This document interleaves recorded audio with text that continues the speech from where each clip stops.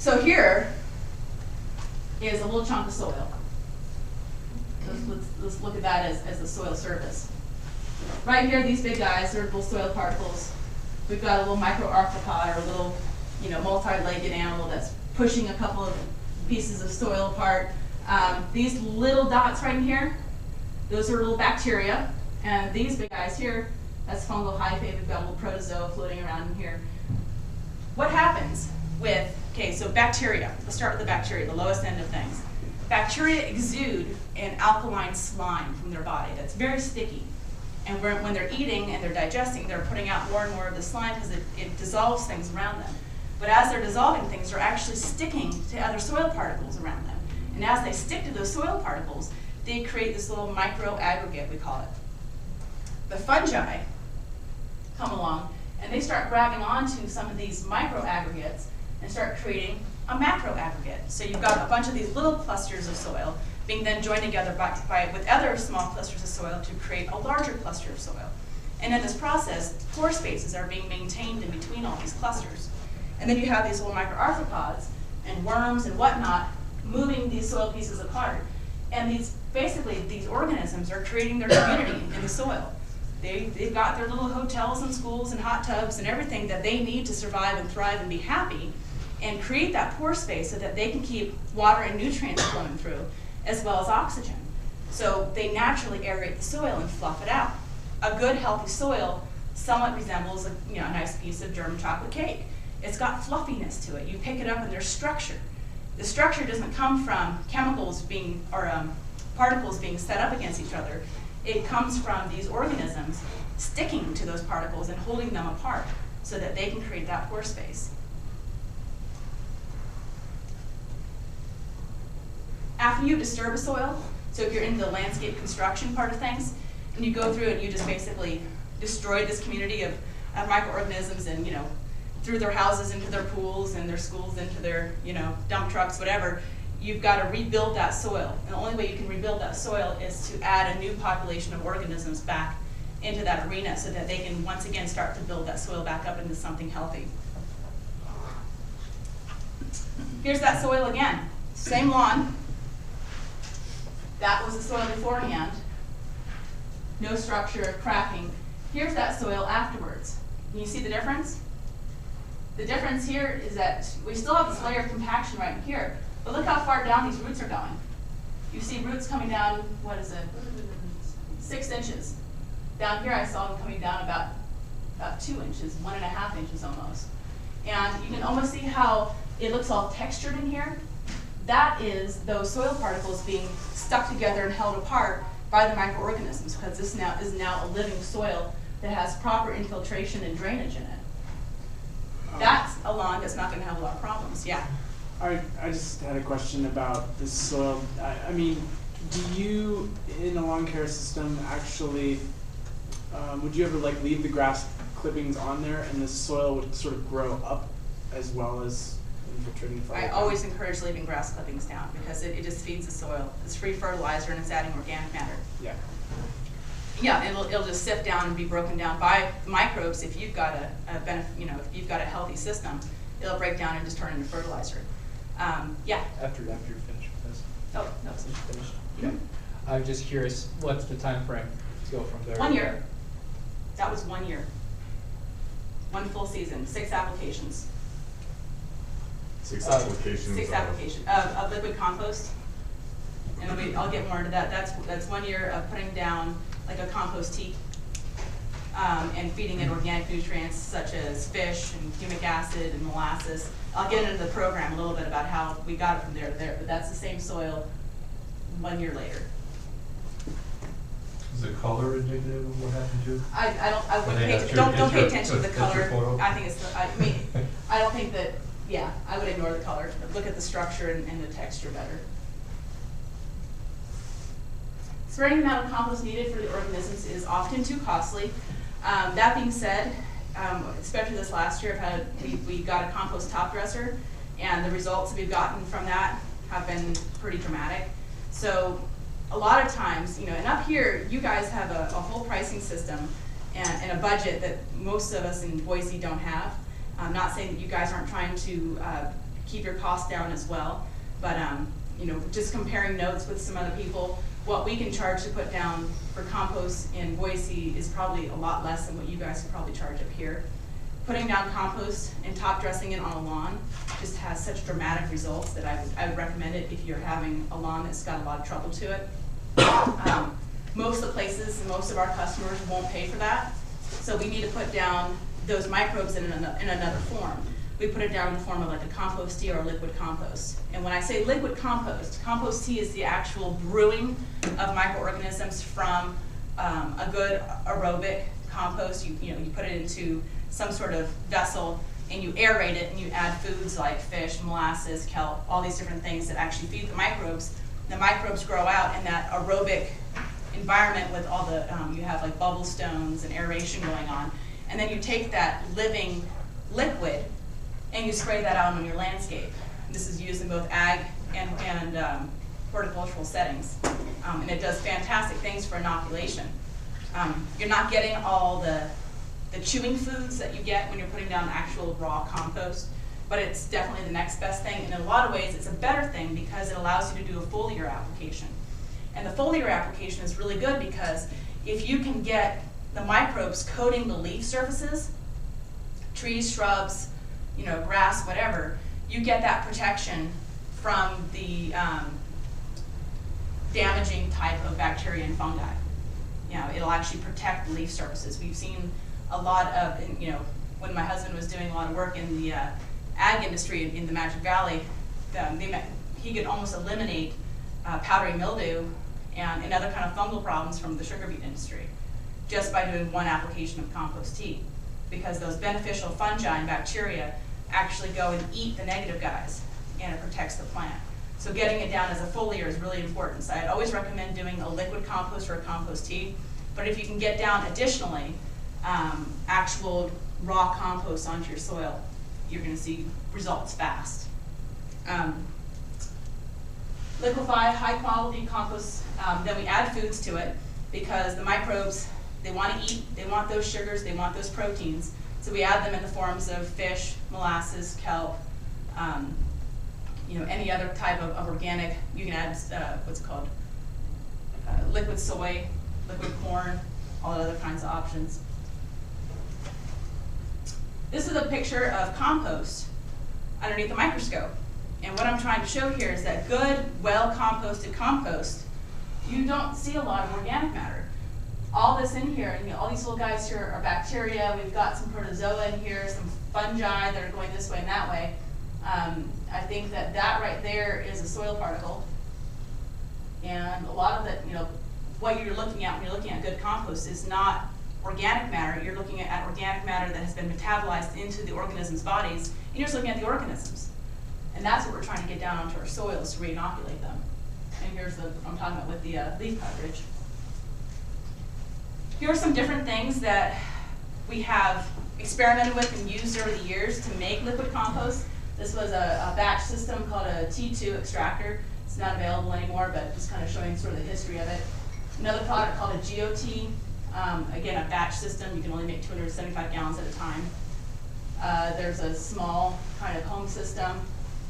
This is a large, again, batch system from somebody on the East Coast. People have tried all different types of ways to get the biology into a liquid form because the benefits have been shown across the country.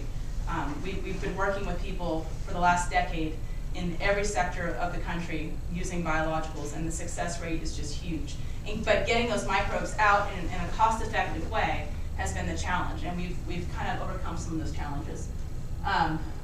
Lights are kind of, can't really see it that well, but this is one of my employees, Tanya. She's loading, we have down in Boise, we have this compost extractor. Josh has one of these as well. There's only probably about 10 of them in the country, unfortunately. But this is a compost extractor that's a flow-through system. So you dump compost from the top, and it actually goes into a system, and my husband calls it a compost car wash, because you're basically just spraying the compost without kind of a high pressure, but not too high of a pressure that you're going to kill any microorganisms. And it knocks the microorganisms and the nutrients off the compost. The uncomposted bits go out one end, and the dark liquid that contains all the nutrients, the organisms, goes out the other end. And that liquid is what you then put into your tank and you spray out on your lawns and landscapes. And this was just the other day. She was loading up for one of her application days. Okay, what about weeds? Okay, we already kind of talked about this. I'm going to move a little faster. Many weeds are an indicator of an imbalance in the soil. And it gets very intricate when I'm talking about this. But it's either a mineral or a biological imbalance. Often it's both, one causing the other or symbiotically existing with the other. Weed seeds can stay viable in the soil profile for decades waiting for the right conditions. Some weeds won't germinate unless there's a proliferation of bacteria. So you have this good, healthy looking landscape, and then you come in and you do a whole bunch of construction to it, or you damage it with chemicals or whatever, and all of a sudden this landscape that hadn't showed any weed issues for however long it had been maintained, all these weeds start sprouting up out of nowhere. Some of it's because they got disturbed and had water added, but a lot of times they're triggered by some of the chemicals that the bacteria are releasing, saying, hey, we need you again. You know, you may have been dormant for the last 15 years because the soil evolved to past when we needed you, but we need you again. This is your time to come back.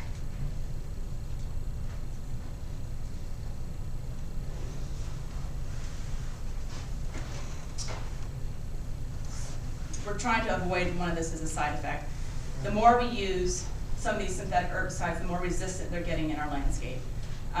Just like with any antibiotic again, you know, we're so similar to plants in so many ways that the more we use this stuff, the more we're going to have to keep on coming up with newfangled ways to use it, because the plants are, you know, they're evolutionary organisms. They're going to adapt, and you're going to start seeing strains of stuff that you can't control the way you used to control them. More expensive, more toxic stuff is going to have to be invented and developed, and it has been invented and developed, unfortunately. So, just going to go through a few weeds and kind of what they're telling us. Black bindweed. Little quiz at the end here. Tell me what the kind of the common thread is between all of these weeds. It tells us that we have too much potassium, narrow calcium-magnesium ratio. In all soils, you have to have a balance of those two elements, or else you have issues. It's usually too much magnesium. Salt excess. Nightshade.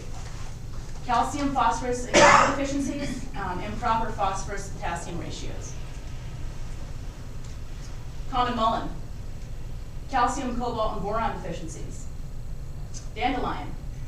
Calcium, phosphorus, and iron deficiencies. What was the common thread between all of those? Calcium. Calcium is one of those minerals that we often have a lot of in our soils, but it's not biologically available. So remember earlier when I was telling you about bacteria and how they exude an alkaline slime on their body? Conversely, fungi exude an acidic slime from their body. When you take a Tums, what's your objective? What do you do? Less acid. Less acid. You're adding it to an acid environment to dissolve or to neutralize the acid in your stomach. And why does Tums do that? It's calcium carbonate, and it's an alkaline substance, and when it goes into your stomach acid, it takes the acid and it balances it out. When you have calcium in your soil, but your pH is too high, our soils here, what's your pH up here, roundabout? Are you alkaline or acid here? Alkaline. You're very alkaline, just like us. When your alkalinity is high, your calcium is immobile. It doesn't become available to the plant. When you inoculate the soil with beneficial fungi, and those fungi come out there with their acidic slime exuding from their body, they can actually grab onto that particle of calcium and dissolve it, and then bring it through their body and make it available to the plant. And that's how you unlock calcium in the soil. That's how you lower your pH too. You can lower your pH without using a lot of heavy elements like sulfur in order to buffer it out, because when you add sulfur to a soil, it's just a temporary fix. It's going to wash out eventually.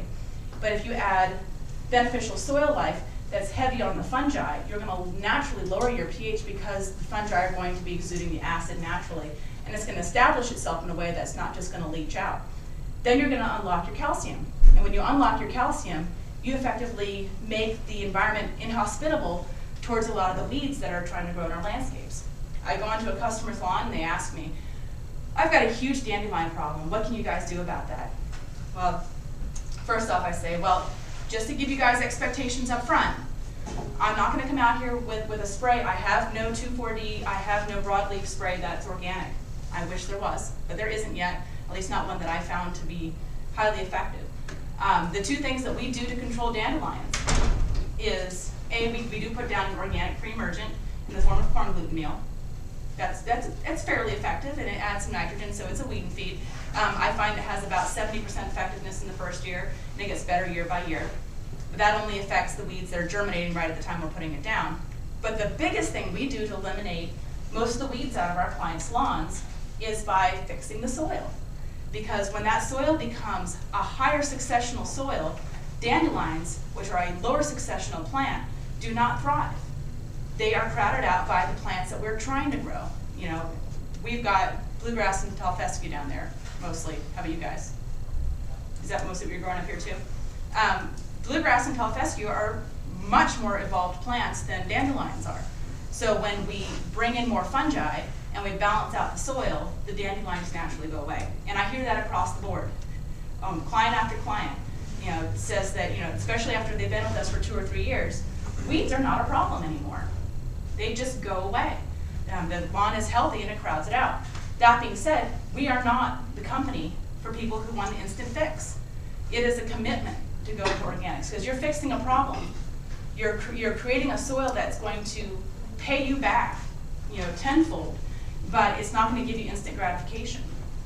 And that's something that both with your clientele and with your employers and, you know, with the taxpayers, it's going to be a balance saying, look, I'm giving you this healthy environment and this long-term solution, less cost in the long run, but in the short run, it's a commitment. You may not see every single dandelion go away in the first year.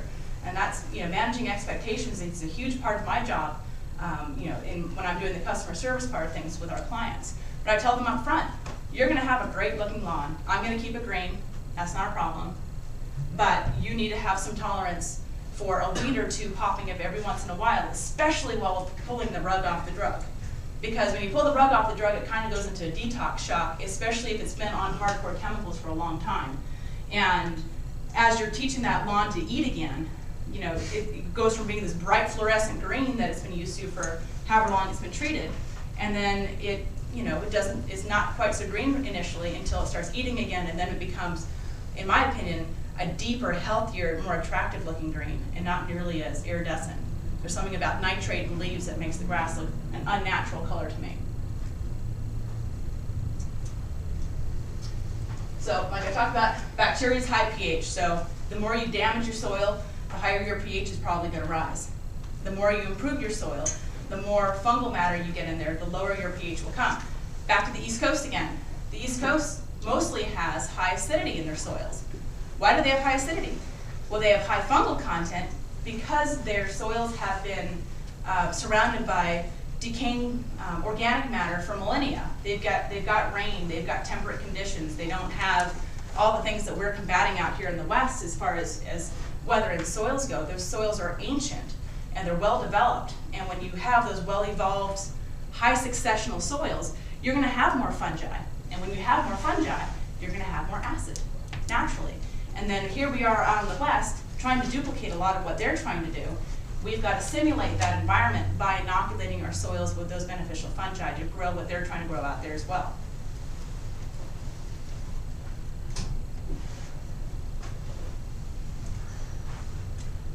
Just something interesting when people are questioning the value of organics. 90% of your exposure to pesticides in your life will actually happen indoors. And that's because as you're walking across the lawn, a landscape, a golf course, you name it, you bring it indoors. Most of the chemicals that we're applying out there, or that's been applied out there, are designed to decompose with sunlight, rain, and wind, oxygen. When you bring it inside and you've got none of those elements, they have a tendency to stick around a lot longer. If you're a golfer, always leave your shoes outside, because once you bring it inside, you're just going to be putting it into your carpet and breathing it. So, something to motivate you a little bit. Okay. I'm just going to kind of touch on a little bit of this, and then I'd like to kind of open it more up into a discussion type thing. But just, how am I doing time-wise, Kat? You got to wrap up. I gotta wrap up. Do you have 10 more minutes? Keep stretching? Sure, Okay. I'm sure people would like to hear this part, Okay. for sure. Okay, so fish hydrolysate, I meant to change that analysis. It's actually more like a 2.2 from what I'm seeing. Sometimes I see a 2.4.2.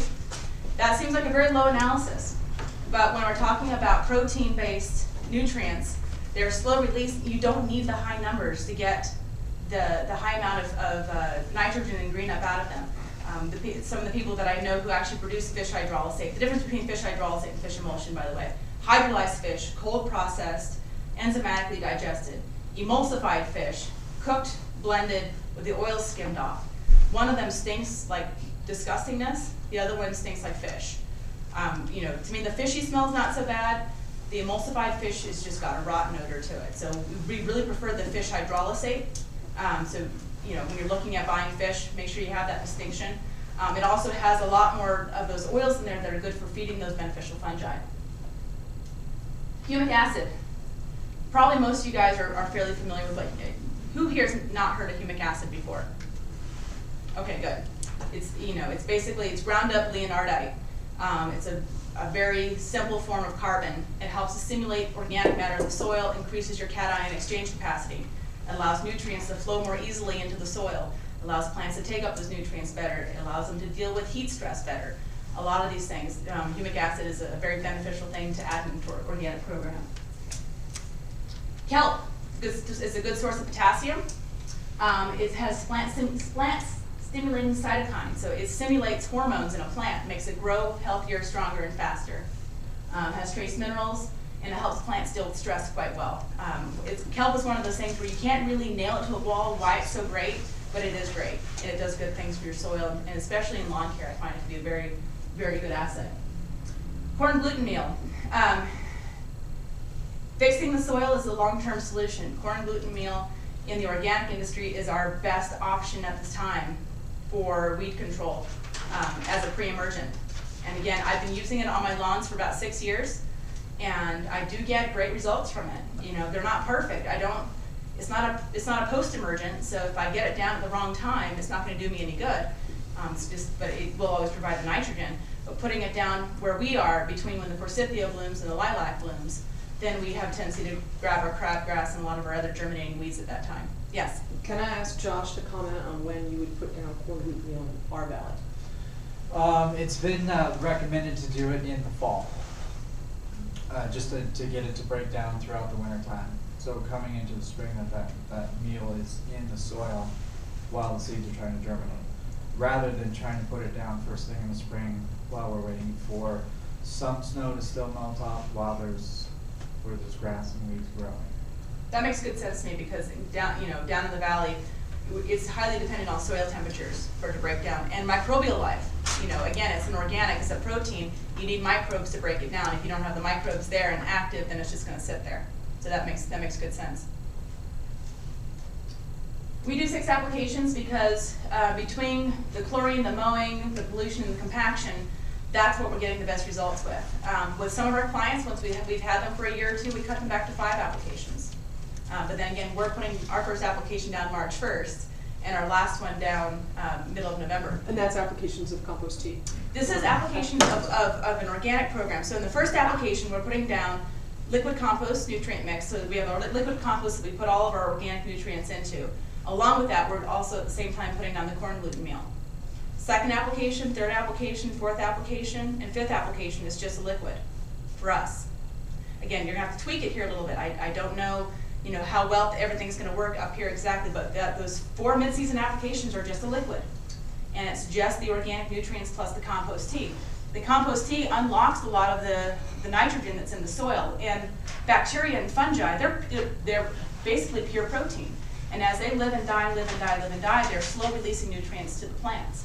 Again, if your soils aren't very microbially active, that may be a slower process. You might have to add more nitrogen in the form of fish or whatever. I've heard a lot of good things about feather meal lately. I'm hoping somebody's going to come out with a hydrolyzed feather meal. Blood meal is a 1200. I'm kind of grossed out by that, by spraying blood on people's lawns, honestly. But, I do know that there's a gentleman that was supposed to be here today that is very big on blood meal. So that's an option too. That's a 12.0 something, 12.5, I don't know. Not every application is a true fertilizer. So we apply the NPK parts of our program, which is mostly in the form of the fish. And then our last application of the season is a product that we call Cal Plus, which is a 242. And that's our winterizer. The Cal Plus also has 17% calcium. The reason why it has 17% calcium because it's based from chicken compost from layer hens. And they feed the layer hens high amounts of calcium, which passes through their system, and you get a 17% calcium compost out of that.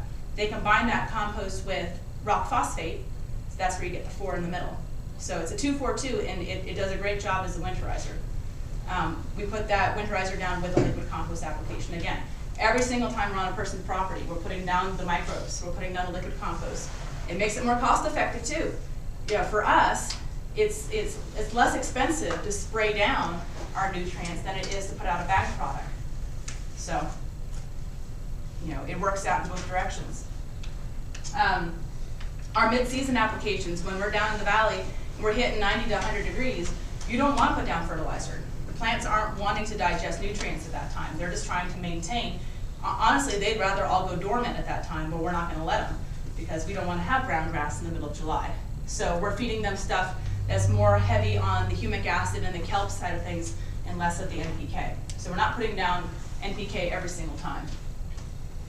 Question. Yes? Is this standard on all your properties, or are you doing soil tests to figure out what the soil needs before you're putting down the application? We're doing soil tests when we don't know what the problem is. I feel very lucky down where we are. There's only about 5 issues, you know, that we're really dealing with. And I could almost recognize those issues just from taking a soil profile test, just a visual test. We do have a microscope that I'm trained on the microscope to be able to actually take a soil sample and check for microbial activity so I can tell if something's dead or not. I don't do a lot of NPK mineral tests unless I just have a head scratcher. There's something going on with the landscape that I don't know about. Do you guys do testing? We do. You do? Yeah. So I know some companies back east that do a lot of testing. I just haven't had the need to yet. Now, when I go, we have a couple of large HOAs that we do. If anyone knows what Hidden Springs down in Treasure Valley, we do all their common areas, all 18 acres, and we'll do soil tests there just because we do not want to risk anything happening to that place, you know, before we have the chance to get on board and figure out what's going on. But on our average residential landscape, we don't usually do a soil test. We take 4 to 5 different composts tested for certain microbial populations. Once we start working with the compost producer, we know that they've got a good compost. We don't constantly test it. Some people out there would recommend that you do that, but if we know it's a good compost, it smells like a good compost, we're going to use it without constantly testing it. We run it through the extractor. The liquid that comes out is the nutrients and biology of the compost without the uncomposted pieces. Then we add also mycorrhizal fungi in a powdered form, just because you cannot grow mycorrhizal fungi in a compost. And the important thing with that is expanding the root system of your plants. And if mycorrhizal fungi have the ability to get into the root zone, and that's where they germinate, and they can actually expand the effective space that a plant can access water, nutrients, fertilizers. Beneficial nematodes. For our bill bug problem, our best control preventatively is beneficial nematodes, which are microscopic organisms, little microscopic worms that actually parasitize different types of grubs, including bill bug grubs, black vine weevil grubs, any other type of soil parasitic grub it goes after. It's the type of nematode is Heterohabitus, and we get that through Arvico down in Tucson. And that stuff, I find does a great job. When we get a customer that says, well, I have such bad bill bugs in my soil, we'll go out there and actually do a concentrated application of the beneficial nematodes and have had fantastic results with that. In every tank that goes out, though, I put out an inoculative quantity of beneficial nematodes just to kind of build that population in the soil so that grubs don't become a problem. So in the middle of the season, if we get somebody on new, or maybe the nematodes didn't do a good enough job, we'll hit it with another product called neem. Has anybody heard of neem before? neem extract, neem oil, botanical extract from the neem tree. It is a certified organic product. The stuff that we use actually has a potassium fatty acid in it as well, and it has 3 different modes of operation. It's a life cycle disruptor, so it keeps them from molting. It is a contact killer because it has the potassium fatty salts, salt, acid, whatever, I'm not saying it right. So it dissolves exoskeleton. The third way, it's an antifeedant. It makes the plant taste unattractive to the parasite, to whatever the bug is that's trying to go after it. And I can knock down a millbug population with that stuff pretty easily, stop it from growing. The damage is already done by the time people call us and say, I've got millbugs. You know, I can go out there and keep from getting any further. So here is our compost top dresser. This is actually my front yard. We had just gotten this house this last year. It's in the foothills area of Boise, so the soil was horrible, just pure sand. And this is our applicator last year. We just had him, we were just kind of testing out the settings on our compost top dresser. So I just had him do 1 string that way and 1 string back. Just to see how it was working. So this was in October of 2010. This is February 2011. Can you see where the compost was? And I mean, we get cold down there too. We're not as cold as you guys. We're not covered in feet of snow, but that's my lawn in February. Everything else is dormant, but because of the microbial activity and the nutrients in the compost, I've got these 2 green stripes in the middle of my lawn in the middle of February. I was just blown away by that. And as long as I've been in this industry, you know, it really drove to me the importance that if you can get compost down in a low organic matter soil, the benefits are huge. Here's it this morning, before I left today. You can see where those same, you know, stripes are right here. It's from a different angle, but you see how kind of yucky it is over here. It's not nearly broken out as dormancy as well, and it's not nearly as thick.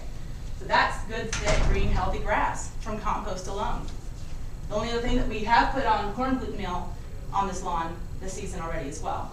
So that's why these other areas are starting to green up, but this area doing something completely different than everything else. What kind of grass is that on your lawn? Bluegrass. It's a bluegrass fine fescue mixture. And it's a dairy compost that we put down out of Caldwell. When you're top dressing, what's your application rate? We're doing about an eighth of an inch, which translates to about 1 yard per 2,000 to 2,500 square feet. Did you find high salt with dairy? Not in the dairy stuff that we've been using. It's well composted enough to where a lot of the salt's been leached out. And we have the guy who composted do tests on it. And I find that in the application rates that we're using it, we're not getting nearly enough salts to have it be a problem. I mean, it's still, but you're right, there are issues with dairy compost if you're using it in too high of a quantity. This is just, that's the store. We actually sell compost tea to our retail clients. It's called Compost Tea Fridays. People come and they fill up their milk jugs with compost tea and take it home and put it on their lawns and landscapes. This is us doing hidden springs. And this is one of the ways we get the tea out. We have a biodiesel powered John Deere Gator that we have a 100-gallon tank on the back with boomless sprayers, and we just drive across the properties when we're talking about the large square footage. You can see how good that lawn was. I mean, we have not had problems. We're back there for our 3rd year. Our 3rd year on this commercial property with no complaints. So corn gluten meal, there's a bully weeder. Now, a lot of times in that first year, you're going to be doing a lot of hand removal if people aren't going to be complaining. I'm not here to advocate the use of sprays in any way, shape, or form. If somebody is just, you know, they're not going to do organics unless you keep their lawns weed free. If you have to use a 2,4-D type herbicide, spot spray. Just, you know, if you have the time, if you can afford to do it, just hit the plants themselves. Avoid using any kind of broadcast use of an herbicide, because that just destroys the work that you're trying to establish in using the biologicals and the organics. And here's an example of an organic burnout. Get a horticultural vinegar, and that this is a good Roundup replacement. Any particular brand on the soap? On the soap, no. I like Dr. Bronner's. Oh. It's a real natural, and it has a little peppermint in it too, which it helps to make it a better sticker. That's some coloration. Another example of an all organic lawn. Does that look like it's got weed problems? We've only had that person for 2 years. And it's looking great. That's bluegrass. We actually spray the trees themselves too, because the trees get covered with the microbes and it helps them to get defended. When we can reach the leaves, we spray the leaves as well. And this is with the compost tea or The liquid, I call it liquid compost nutrient mix, because it's both liquid compost, but it's also all the good organic goodies that you've added to it. This is actually in Texas, in some live oaks. This was in Texas too. We did Texas City Hall for 3 years when we went down and established it. We took their entire downtown area, they're organic. And this area, this mall, gets beaten to death. Now, they're doing different grasses, different ecologies, all that stuff. But still, they've got huge fungal problems, huge pest problems, and we're able to deal with all of them organically. Some deep root injections around there too. Just some remediation stuff, trying to get some of the soils to, I'm trying to look at this fast, things that are important. We did the MD Anderson Cancer Center with their roses, we had black spot issues. Worked with Purina. I was out and we did some consulting in Turkey.